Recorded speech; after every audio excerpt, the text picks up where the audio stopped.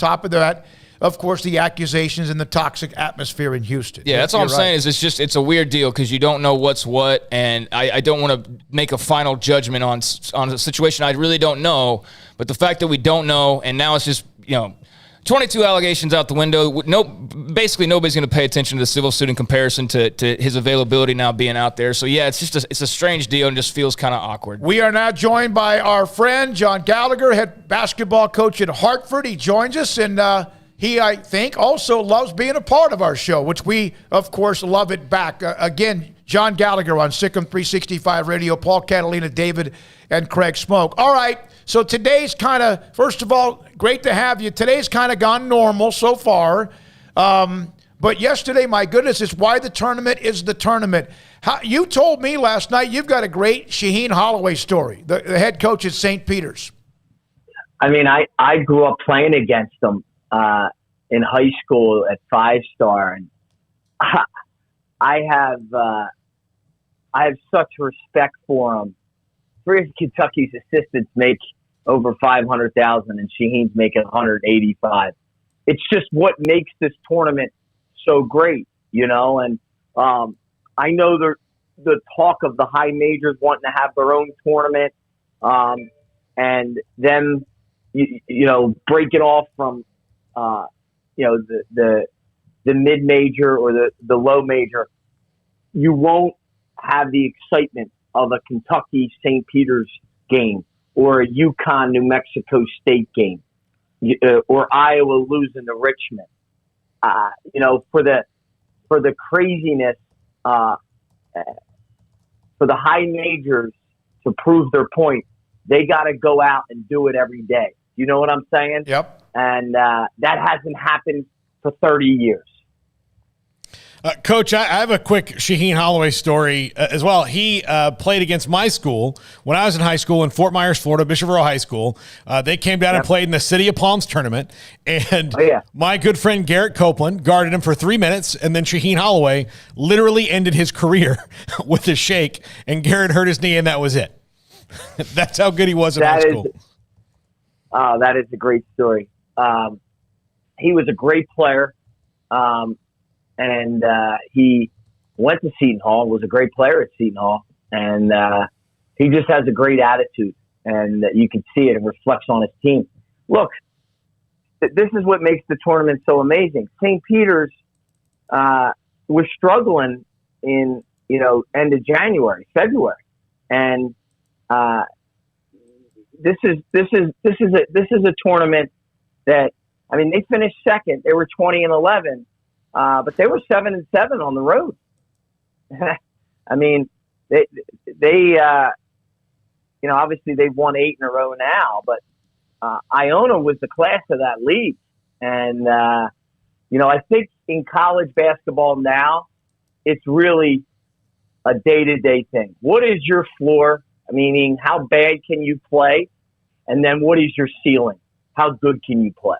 And last night we saw St. Peter's ceiling, and we got to look at Kentucky's floor. Mm-hmm. Coach, one of the other big upsets, 12-seeded Richmond taking down number 5 Iowa out of the Big Ten. How surprised were you by that, if at all, and your thoughts on the Spiders advancing? So full disclosure, Fran McCaffrey's one of my closest friends. Chris Mooney, a close friend, both from Philly.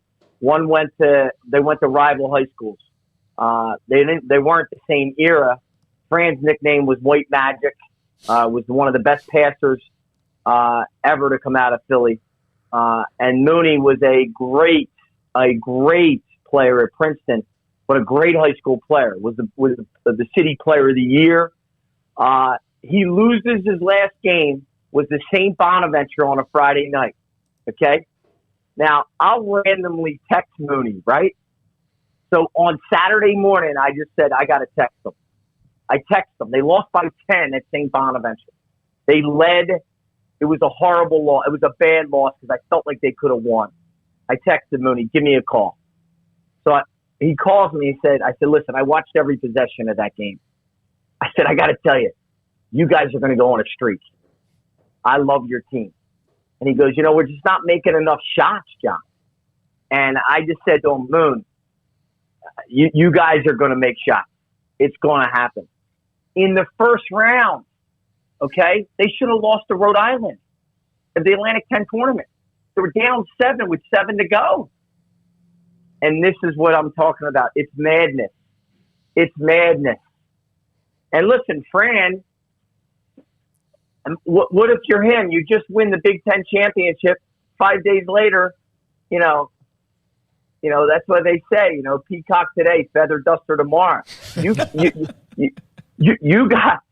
to humble yourself, because that's, Fran, I'm down in Ocean City, New Jersey with Fran every summer. I mean, Fran is a phenomenal guy. I've known him probably 20 years now. Mooney, I've known since I was 7, both guys. So it was a really tough game to watch from a like rooting standpoint, because I wanted both guys to win. And at the end of the day, like Mooney 3 years ago on 95 in Richmond, there was a billboard that said "Fire Chris Mooney." Wow. 3 years later, he's back in the second round, 40 minutes away from his second Sweet 16. The last one was 2011. My point to you is, you can never get too high or never too low. Danny Hurley this morning, they want to. Everybody in this state of Connecticut, they want to. They want. You can't overreact. You saw Baylor at all? They were supposed to take care of Norfolk State, and they did. Looks like they kind of were able to kind of get free and easy a little bit. Obviously supposed to win big, but North Carolina just crushed Shaka Smart and Marquette. I mean, beat them from the opening tip. What are the thoughts about that matchup with North Carolina, with some of their size inside, with Baylor without Jonathan Tchamwa, and yet Baylor being a number 1 seed with an incredible amount of pride off of last season? I really like Baylor in the game. I think, look, they're going to have to locate the shooters on the perimeter. You follow me? Mm-hmm. As good as they are inside, North Carolina with their size, and what concerns me is they're a different team when Carolina's banging the threes. And the matchup, look, if you look at the matchup, when UNC's on offense, okay, they're 23rd in offense in the country. Baylor's defense is 12th. It's a great matchup. And one thing you want to study in the matchup is early in the game, what's the turnovers? Is Carolina flipping the ball over a little bit? Are they turning it? Because obviously Baylor's 16 in the country in turning at 22.9%. And I think early in the game you want to see. And then one of the matchups is Baylor's defense, guarding 3, 29%, 18th in the country. And Carolina is 36.2, 51. Those are the 2 areas you want to focus on early: the turnovers and how many threes Carolina's banging. Then on Baylor's offensive end, look, that's where the game has to be changed. Baylor's 8 and Carolina's 55, which is high for a Carolina team. And Carolina does not turn you over. They're 348 in the country at turning you over. So Baylor's going to have not a lot of pressure. It's one of the areas that Carolina has an issue with. They're not getting live ball turnovers that typical North Carolina teams get. So I think this is a crazy good matchup for Baylor. Crazy. I love Baylor in the game. I don't like them. I love them. Wow. Okay. What do you think about your in-state neighbors, yukon, yesterday, and what happened to them? You know what? It's such a thing with this tournament. They one guy beat them, and it's hard.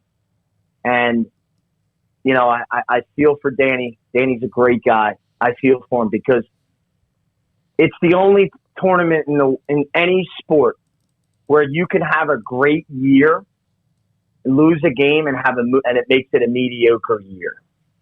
And it's the only place in the world where you can have a mediocre year and you win a game and it turns into a great year.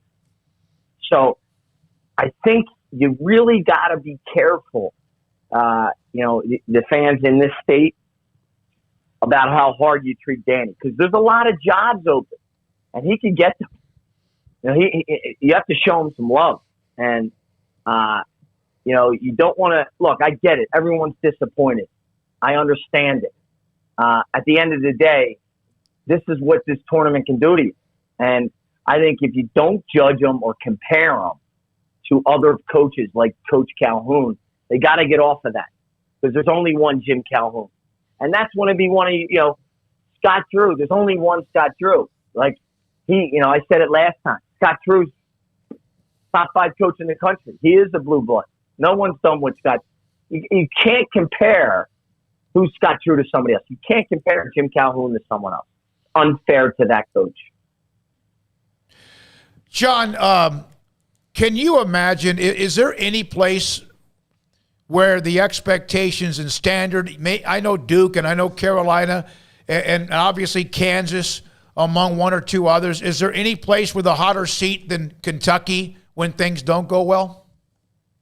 Nowhere in the world.